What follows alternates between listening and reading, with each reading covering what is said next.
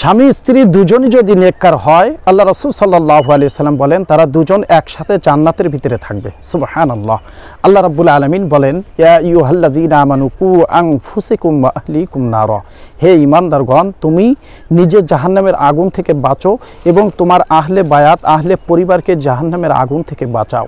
কলিজার ভাই বোনেরা, অনেকে আছে যে নিজে হজ করে আসছে, নিজে নামাজ পড়ে 5 ওয়াক্ত, কিন্তু বিবি বাচ্চা সন্তানাদি তারা নামাজ পড়ছে না।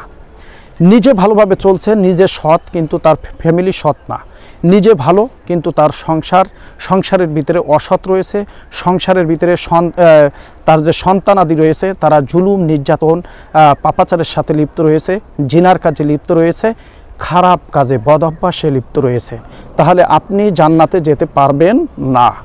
আপনার এই সন্তান কাল হাসরের ময়দানে আপনার সামনে দাঁড়াবে, কারণ আপনি তার কর্তা ছিলেন, ফ্যামিলির কর্তা ছিলেন, ফ্যামিলির আপনি মেম্বারদের ভিতরে আপনি ছিলেন প্রধান, কিন্তু আপনি তাকে কখনো দিনের দিকে আহ্বান করতে পারেননি, দিনের দিকে ডাকেননি।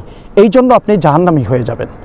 এই জন্য স্বামী স্ত্রী দুজন যদি নেককার হয়, তাহলে আল্লাহ রাসূল সাল্লাল্লাহু আলাইহি সাল্লাম বলেন দুজন জান্নাতের ভিতরে একই সাথে থাকবে, একই জান্নাতে একই সাথে থাকবে। সুবহানাল্লাহ। এই জন্য আমাদেরকে চেষ্টা করতে হবে যে স্বামী নামাজ পড়ে, স্ত্রীকে নামাজ পড়াতে হবে, স্ত্রীকে নামাজের তাগিদ দিতে হবে, স্ত্রীকে পর্দার তাগিদ দিতে হবে, স্ত্রীকে যেন পরপুরুষে বেগানা পুরুষের কাছে না যায় সেই তাগিদ আমাকে দিতে হবে। এবং স্ত্রী নামাজ পড়ে, স্বামী নামাজ পড়ে না, স্বামী দাড়ি রাখে না, স্বামীর ভিতরে সুন্নাত নাই, স্বামীর ভিতরে কোনো আল্লাহর হুকুম নাই, স্বামী জাকাত প্রদান করে না, স্বামীর টাকা সম্পদ সব আছে কিন্তু হজ করে না, স্বামী জুলুম করে, স্বামী অত্যাচার করে মানুষের প্রতি, স্বামী খারাপ কাজে লিপ্ত রয়েছে, জিনার কাজে লিপ্ত রয়েছে, বারে যায়, ডিজে পার্টিতে যাচ্ছে, নেশায় আসক্ত হয়ে যাচ্ছে। এই স্বামীকে আপনাকে কি করতে হবে? আপনাকে জ্ঞান দিতে হবে। ইসলামের বিভিন্ন বই, আপনারা বই পুস্তক, কোরআন, সুন্নাহ, তাকে আস্তে আস্তে করে দাওয়াত দিতে হবে তার কাছে। তাকে দাওয়াতের মাধ্যমে আস্তে আস্তে তাকে আপনাকে ফিরিয়ে আনতে হবে। একজন স্ত্রী যদি চায় যে তার স্বামী খারাপ কাজ থেকে ফিরে আসুক, তাহলে অনেকটাই সম্ভব, অনেকটাই সহজ। সে পারবে, আল্লাহ তাকে সেই হিকমত দিয়ে দিবেন যদি সে চায়।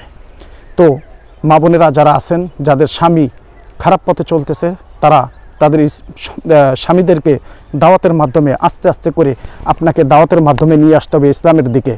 এখন আপনি নিজে ভালো, কিন্তু আপনার স্বামীর কাছে আপনি একজন খারাপ মহিলা। যেমন আপনার স্বামী আপনার প্রতি সন্তুষ্ট না, তাহলে আপনাকে আগে আপনার স্বামীকে সন্তুষ্ট করতে হবে, তারপরে আস্তে আস্তে করে তাকে দাওয়াত দিতে হবে, তাহলে সে ফিরে আসবে। কিন্তু আপনার স্বামীর চোখে যদি আপনি খারাপ হন, তাহলে আপনি তাকে যতই দাওয়াত দেন, আপনার দাওয়াত কিন্তু সে গ্রহণ করবে না। ঠিক তেমনইভাবে স্ত্রীর কাছে স্বামীকেও ভালো হতে হবে।